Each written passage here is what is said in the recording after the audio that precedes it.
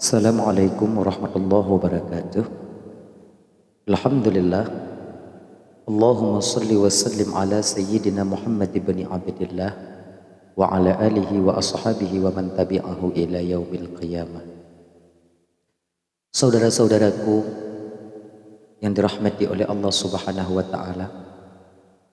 Pada video kali ini kami ingin menjelaskan tentang permasalahan atau problema yang sering terjadi di masyarakat ketika melaksanakan puasa.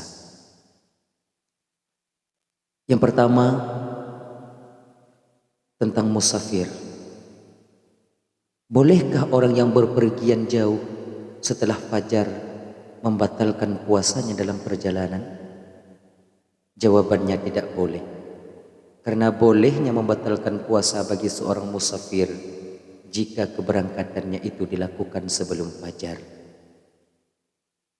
Namun walau demikian menurut Imam Al-Muzani tetap diperbolehkan membatalkan puasa. Referensi Sulam At-Taufiq pada halaman 43. Yang seterusnya tentang makanan. Bolehkah bagi orang yang berpuasa mencicipi makanan padahal aroma makanan masih terasa di lidahnya? Jawabannya boleh, asalkan tidak menelan apa yang dicicipi tersebut. Referensi Tuhfatul Muhtaj fi Syarh Al-Minhaj juzuk yang ketiga pada halaman 425. Kemudian tentang mengunyah makanan untuk bayi. Kasih sayang seorang ibu begitu besar pada anak tercintanya. Ia rela melakukan apapun demi pertumbuhan dan kesehatan anaknya itu. Termasuk ketika menyuapin si kecil. Sang ibu terlebih dahulu mengunyah sebelum makanan diberikan kepada anaknya. Padahal ketika itu sang ibu dalam keadaan berpuasa. Apakah boleh seorang ibu yang sedang berpuasa mengunyah makanan anaknya? Jawabannya boleh, dengan syarat tanpa menelan makanan yang dikunyah tersebut, walaupun aroma dan rasa makanan masih terasa di lidahnya. Referensi Hasyiah Jamal juzuk yang kedua pada halaman 329. Kemudian tentang sahur sebelum jam 12. Untuk mengantisipasi rasa haus dan lapar saat berpuasa, agama menganjurkan agar mentakhirkan makan sahur. Hal ini tidak lain supaya orang yang sedang berpuasa lebih kuat dan semangat dalam menjalankan ibadah. Namun entah karena apa, terkadang sebahagian daripada orang melaksanakan sahur sebelum jam 12. Apakah seseorang yang makan atau sahur sebelum jam 12 mendapatkan sunnah sahur? Jawabannya tidak. Karena waktu sahur dimulai dari pertengahan malam. Referensi Hasyiah Al-Bajuri juzuk yang pertama pada halaman 293. Yang seterusnya tentang niat puasa Senin Kamis ditambah dengan qadha. Seseorang mempunyai tanggungan qadha puasa Ramadan. Kebetulan di saat mengqadha puasa itu bertepatan dengan hari Senin. Kesempatan ini tidak disia-siakan olehnya. Di samping melakukan puasa qadha, ia juga meniat mengerjakan puasa sunnah. Bisakah ia mendapatkan dua pahala, yakni pahala qadha dan pahala sunnah? Jawabannya bisa apabila keduanya diniatin. Referensi Ya'anatul Talibin juzuk yang kedua halaman 306. Kemudian tentang menjual makanan di siang hari. Nasi contohnya. Apakah boleh seseorang membuka warung di siang hari bulan Ramadan? Jawabannya tidak boleh. Bahkan haram hukumnya karena mendorong terjadinya maksiat, kecuali menjual makanan untuk persiapan buka puasa.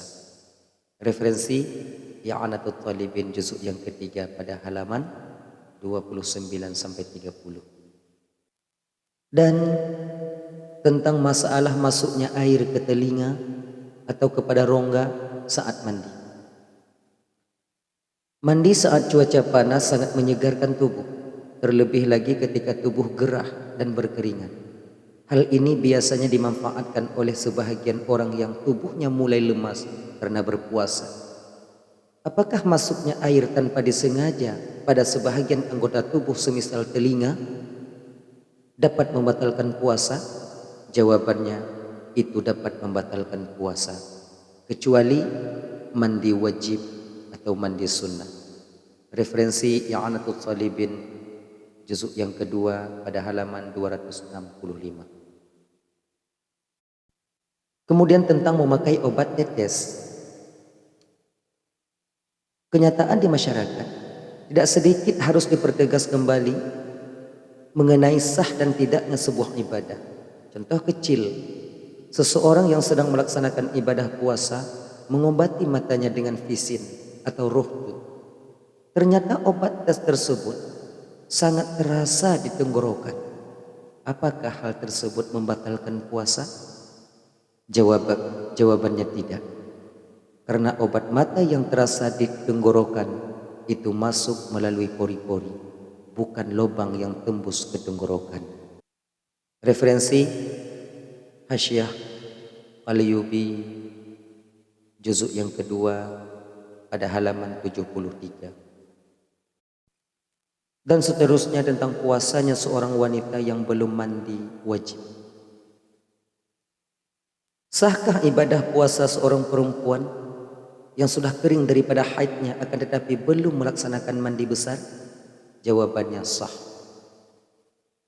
Referensi Hasyiah Al-Ayyubi wa Umairah juzuk yang pertama pada halaman 115. Kemudian yang seterusnya yaitu tentang menelan ludah ketika gusi berdarah. Batalkah puasa seseorang yang menelan ludah bercampur dengan darah gusinya? Jawabannya batal, kecuali jika darah yang keluar dari gusi tersebut terus menerus, dan demikian ini termasuk hal yang musyaqqah. Referensi Bughyatul Mustarsyidin pada halaman 182. Yang seterusnya, meneteskan obat di telinga. Orang yang sedang menderita sakit, meskipun hanya di telinga, akan kebingungan karenanya. Bahkan berbagai upaya ia lakukan demi kesembuhan penyakitnya itu sendiri. Sahkah puasa seorang yang menaruh obat di lubang telinganya, mengingat ia merasa sakit? Jawabannya sah, jika yakin obat tersebut bisa menyembuhkan atau menghilangkan rasa sakit itu sendiri. Ini termasuk perkara yang darurah. Referensi Bughyatul Mustarsyidin pada halaman 182.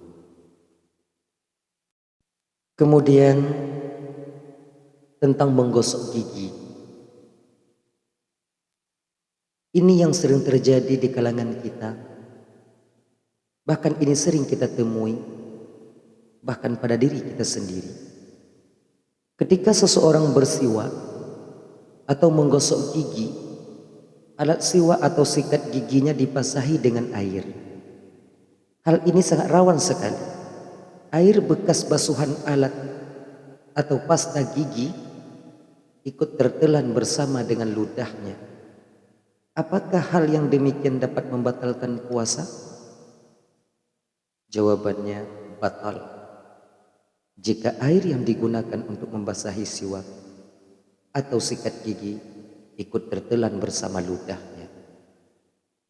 Referensi Hasyiah Jamal juzuk yang kedua pada halaman 230. Yang seterusnya, masuknya dahak ke dalam perut. Seorang yang diserang penyakit flu biasanya hidung tersumbat akibat banyaknya dahak di dalamnya. Terkadang dahak tersebut tertelan dengan sendirinya karena sulitnya untuk menahan agar tidak tertelan. Batalkah puasa seseorang yang di rongga hidungnya terdapat dahak kemudian masuk ke dalam perutnya? Hukumnya diperinci. Jika telah mencapai batas luar tenggorokan, maka haram menelannya dan bahkan dapat membatalkan puasa. Jika masih di batas dalam tenggorokan, maka boleh dan tidak membatalkan puasa. Yang dimaksud dengan batas luar menurut pendapat Imam An-Nawawi, bahkan ini pendapat yang paling mu'tamad, itu adalah tempat keluarnya huruf H. Referensi Kifayatul Akhyar juzuk yang pertama pada halaman 205. Yang seterusnya menduga waktu berbuka sudah tiba. Sambil menunggu buka puasa, biasanya masyarakat mencari kesibukan masing-masing. Semisal duduk, ngaji, mendengarkan siraman rohani. Tiba-tiba ketika menjelang maghrib, ternyata listrik padam, disertai dengan mendung yang menyelimuti langit, sehingga mereka kesulitan mencari informasi waktu azan maghrib. Karena sudah lama menunggu, akhirnya mereka menduga bahwa waktu berbuka telah tiba. Namun di tengah-tengah berbuka, mereka mendengar suara azan maghrib baru dikumandangkan. Sahkah puasa seseorang yang ketika dia berbuka sebelum sampai masanya karena alasan yang di atas? Jawabannya, puasanya tidak sah dan wajib mengqadha kalau memang saat ia berbuka waktu maghrib belum tiba. Kifayatul Akhyar juzuk yang pertama pada halaman 206. Saudaraku yang dirahmati oleh Allah Subhanahu wa taala, mudah-mudahan ini menjadi manfaat. Wallahu a'lamu bis-shawab wa ilaihi marji'u wal ma'ab. Assalamualaikum warahmatullahi wabarakatuh.